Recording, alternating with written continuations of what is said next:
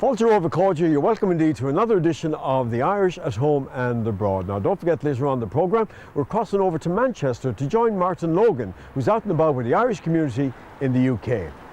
But this week we're coming to you from Boyle in County Roscommon, a town that's steeped in history, culture, traditions, many tourist attractions, and yes, it's also been voted Ireland's entrepreneurial town of the year. The days I went fishing are a joy to recall, and the evenings I spent in the town they call Boyle.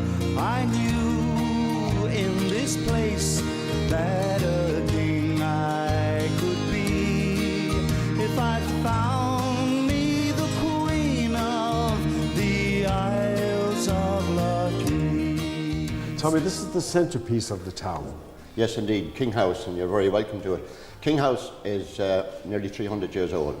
It was built by the King family way back in 1730, and they sold it on in 1800 to the British Army, and the British Army formed a famous regiment here called the Connaught Rangers, and they were here from 1800 till 1922, and when we got our independence they were disbanded.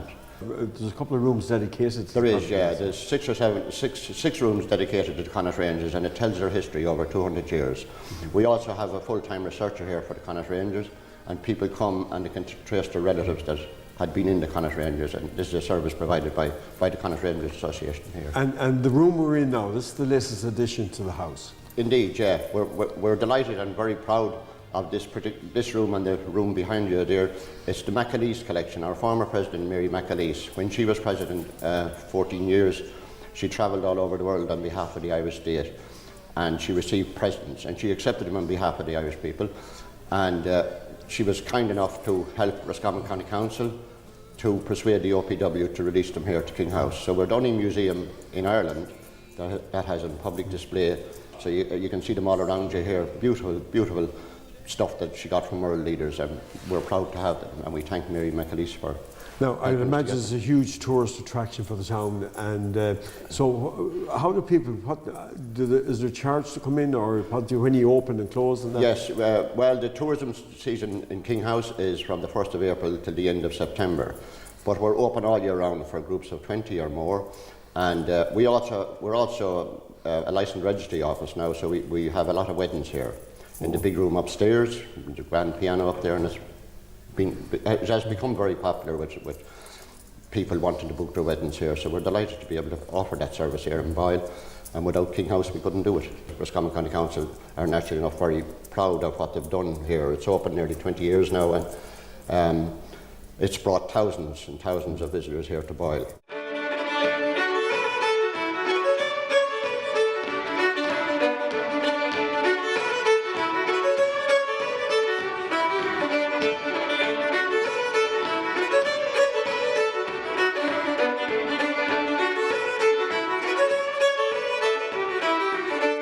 Ryan, this is one of the most impressive buildings when one arrives in Boyle. The Spool Factory, what is it? The Spool Factory, Henry, is a new co-working hub and event centre that I've started only in July of this year. It was the former Roscommon Herald building, a building that has got a long tradition of history going back to the early 1800s. And it was originally a spool factory, so hence the name, the Spool Factory. And I've gone back to the history of what it was and named it, and as you see we're standing beside what is a spool, but yeah. As I understand it, this was spools of thread, not big spools like this, but spools of thread originally, so that's where the idea came from. So what does it entail, this whole building? Okay, so as you can see behind you here and around, this is what the event centre is on the top floor, and I can accommodate 130 people here in theatre style, and I use it for meetings, and different organisations and different groups have meetings, conferences. And on the floor underneath us, on the first floor, is the co-working hub. And there are new ideas now around whereby you can come in and you can rent a desk for a day, a week or a month. And your fee, which is nominal, includes your heat, your light, your 100 meg broadband, which is very important. And you can also have long-term rental in serviced office suites, which I'm developing downstairs. So you don't need to take out long leases. You just come in and you work from the building for a day if you want, or however. The idea is kind of slow to start with, but I have a guaranteed number of people who work every week. As a matter of fact, I've one interesting tenant, a lady who was working in the UK. She's now working from my building here as a remote worker for a UK bank. So she's back in her hometown, but she's also working in the UK, and that's an opportunity that exists for many people if they want to come back home again. I also operate a website, boyletoday.com, which I started 4 years ago, an award-winning website, and that's located in the building here. And there are a number of people who operate at night time out of the building because they deal with the markets, in European markets and further afield, and American markets, and they need to operate at night time. So it's open 24 hours a day for people, and you know, it's a great location for anybody to start up a business or to relocate to.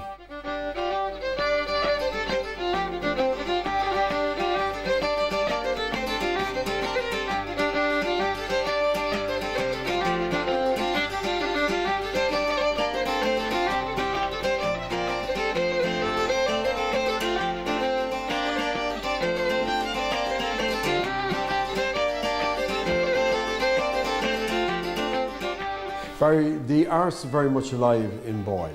Yes, very much alive.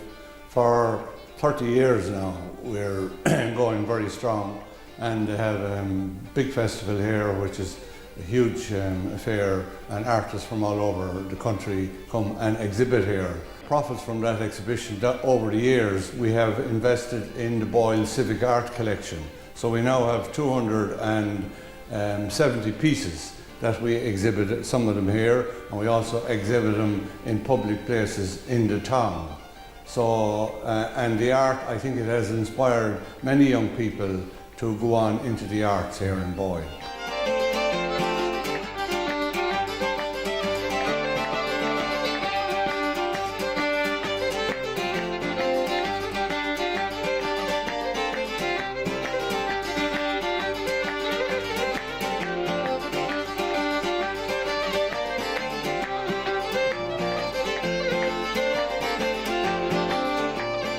Christy, you can trace your family back to the 1800s. That's right, yes.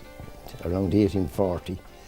The family originally came from Castlebar in the early 40s, and that'd be on the wind side of the family. And my great-grandfather married into Egan's. It was a little grocery cum newsagent shop in Bridge Street in the late 40s, 1850s. And the great-grandfather also, he had come to Boyle from Castlebar to work in Mulhall's Mills, which nowadays is Joseph Stewart Limit Mills. So that's why he came to Boyle in the first instance, and he married Mary Egan. So that's how he arrived in Boyle and settled down. And we're here since, except we moved to another street. In the 1920s, we moved into Main Street, 1923. Well, during your young days, there was a lot of family small businesses, and particularly the grocery and the bar. Yes. Well, actually, I'd say 90%, insofar as I've been told by my grandmother and all that, 90% of the businesses, I think, were small grocery shop and a bar. And a certain few then had a news agency, which we were lucky to have one of them, all right, you know. But 90% of the businesses were all small businesses, family run, small grocery, bar counter, and that was it. That's what most of the families were reared on, and there was made also, a success of things. There was also an old dance hall and 2 hotels in the town? There was, yes. The old hall, which is nowadays, it changed hands a few times, Nair, but it was originally the church before St. Joseph's was built in 1880 or so. My father, God rest him, was the last man to be christened in the old church, which ended up then in time being a dance hall, St. Patrick's Hall. Did you dance at it in your day? I danced actually. I did. I danced it in the I started dancing in the early 50s, so the hall was going strong that time. It was an old hall, obviously, like there was. I remember when I started dancing, there was the roof was bad in spots, very bad, and it was funny, quite a joke to have to dance around a bucket on the floor or a bat. No. because love there it. was a few points that the leakages were bad. This would be about 1953, 54. So you had to steer the ladies away from the puddle exactly, of water. otherwise she could plop down into it, backside and love all. it. What about the two hotels that are in the town? The hotels, well, the Royal Hotel, which is one of the oldest in the west of Ireland, it was a stop for the Bianchini coaches back in the 1840s, before there was proper, not, I won't say proper roads, but rail system or anything. And you had the Royal there on Bridge Street, which is still there, unfortunately closed, but hopefully might reopen soon. And then you had the Princess Hotel in Green Street, which had a lot of history attached to it, and actually more so than the Royal, because in the 1917 by-election, 1918, Count Plunker was the first Sinn Féin TD to be elected in Ireland, and for Sinn Féin, and De Valera came down to canvass for him, for Count Plunker, and they stayed in the old Princess Hotel. My grandmother remember meeting De Valera in the Prince Hotel, which is up in Green Street, which is now the Credit Union office. Yeah. You have some great stories there. I wish we had more time, because some tremendous history there. Yeah. Thanks very much for joining us. Give us a little taste of old Boyle. Yes, you're very welcome. Time for a commercial break. Join us again in a couple of minutes. We've lots more to see and do in the beautiful town of Boyle.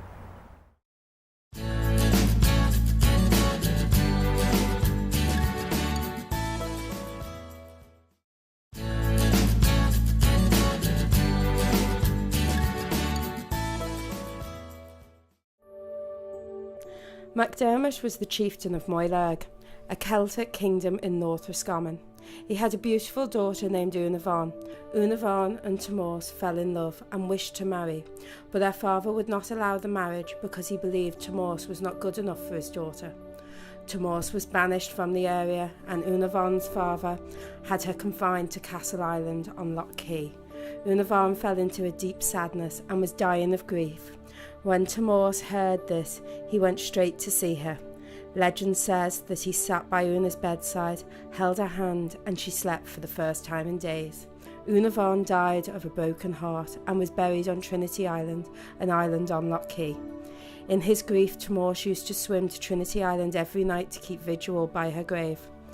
Eventually he got pneumonia and, realising he was dying, requested that the MacDermots allow him to be buried next to Unavan. Traditions say that two rose bushes grew up over their graves, entwining together to form a lover's knot, this symbolising their lasting love and marked their final resting place. Brendan, Boyle has a great tradition of musical productions. It has, I suppose, going back to the 1960s when we used to run pantomimes. They were fantastically popular in the town. In 1984, we formed the Boyle Musical Society, and this is our 34th annual production. And this year I can see Joseph and his amazing Technicolor Dreamcoat. That's right, and this is the second time we've run the show. We ran it 16 years ago, back in 2001, and this year we're running it in St. Joseph's Church, which is a once-off, and it'll be a very special occasion. How many is involved in the whole production? In the whole production, Henry, there are probably about 100 people. In the cast, there are about 35 adults and about 45 children. So we have a cast of nearly 80 or 90 this year. But with backstage crew, orchestra, everything else, there's about 100 people involved in each production. Is it going to be challenging hosting it in the church for the first time? This is going to be challenging for us from a technical point of view, because there's no stage, there's no dressing rooms, so it's a huge technical thing for us this year. Now, the Boyle Musical Society, they've won numerous awards over the years, haven't they, for the productions? We have, yeah. We won, the Association of Irish Musical Societies that's AIMS, gave us awards back in 2010. We got Best Show for Jesus Christ Superstar, another biblical sort of show. We got an award for Grease as well in 2014, and we got Best Comedian for Me and My Girl in 2006. And when is it? How long is it running for, and when? It starts on Thursday, November 23rd. We have 3 nights here in St. Joseph's Church, 23rd of November, 24th and 25th. Performances are at 8:30 each night.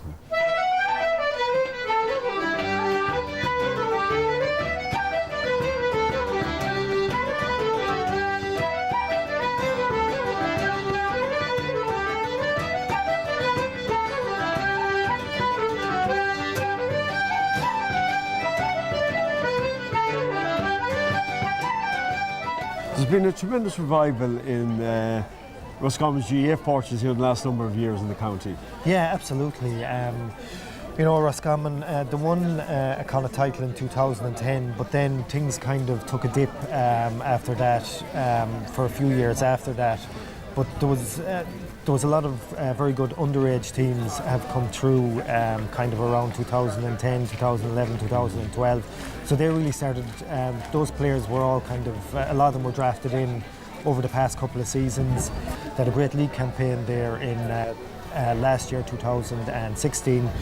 But this year, there was a shake-up in the management team, so Kevin McStay took on the role on his own this year, and the league campaign, he was kind of just sort of preparing really for the championship. He didn't place a big emphasis on the league this year, so they were relegated in the league, but things really improved in the championship.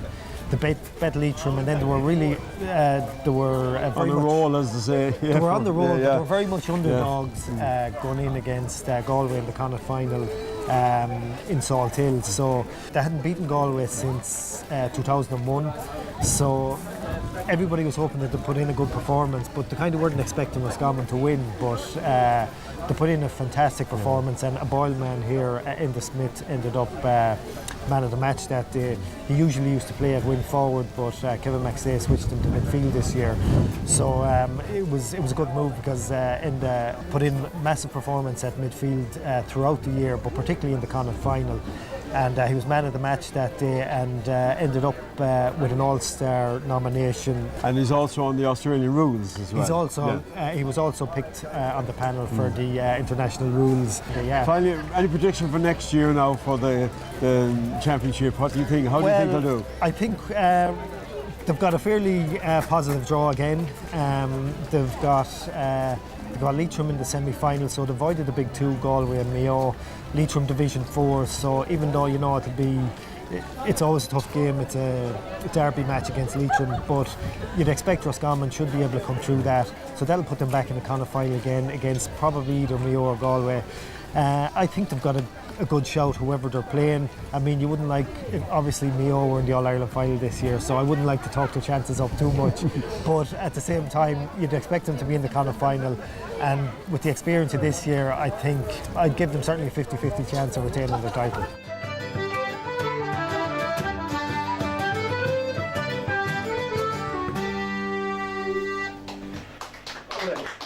We were we were blessed, I suppose, very not lucky, because we really fought hard to get it, but we were named Ireland's most enterprising town last year in the Bank of Ireland Awards, and we've built on that, and we've built it into be an enterprising town. And while we have suffered from dereliction, like every other town, there is light at the end of the tunnel, and there is an 8-point plan through the town team, of which I am also chairman of, to develop the town further, and that entails a number of things like a greenway from Lough Forest Park, which is very important for Boyle. It's our national park, and it's located in Boyle. There's a greenway from the park into town planned. We're looking at an idea called a scattered hotel project for Boyle. We're looking at a town regeneration project, of which we were granted €100,000 recently. That added to another number of points will see a future for Boyle, and see a very bright future, I hope, for Boyle. Well, most visitors that come to Boyle love Boyle as it's a very nice architectural town with the river running through it. And then we have the Cistercian Abbey built in 1200. You know, it's a wonderful, very well preserved, and in recent times has been a big restoration done on it. Out in Tinnacara, there's a dolmen there, huge dolmen. And then, of course, we have the Forest Park, which is huge. It's a beautiful estate. Lough has so many islands on it there, and the Forest Park then has been built in, it's going maybe 40 years now, but it's a beautiful place, and there's a lot of other activity in the park there which can be further expanded. And then they have a lovely campsite there where people come, and they have wonderful facilities there. The great thing we're being complimented on is how every organisation are now pulling together in Boyle, and that's critical for the development of any town, and that's happening in Boyle at the moment. And the town team is a grouping made up of people from different organisations, from different walks of life and different areas of the town. with the aim of regenerating the town. And they've been set up throughout the county, and it's a model that has been replicated by other county councils throughout Ireland because it is seen as such a success. And it was through the town team that we became Ireland's most enterprising town. The town team put the application forward and did it to them. I suppose having Moon Boy here hasn't done you any harm either for That's for the right. town. Yes, Moon Boy was great, and Chris O'Dowd he's always promoting his town, and he's a great ambassador for the town, and it's great to have him because every opportunity he gets, he promotes Boyle. But yes, we have so much going for us in Boyle, and Lough Forest Park, as I said, on our doorstep, part of Boyle's history for so long, and the beauty of the town as you've seen around it, etc. And that is only going to get better. I mean, in the next year, we hope to have a whole new regeneration of this street here and Main Street going up as far as Bridge Street. Roscommon County Council have bought the old Royal Hotel site. There's plans afoot to develop that, and we're hopeful that somebody will come. There's a number of properties for sale in Boyle at the moment, and we're hopeful that people will come in. There's an opportunity for a hotel here in Boyle, a brilliant opportunity. It's a win-win situation for somebody, and there's plenty of development land and sites and buildings available at the moment for that hotel. So future looks bright for the town. I think so. I think it looks very bright.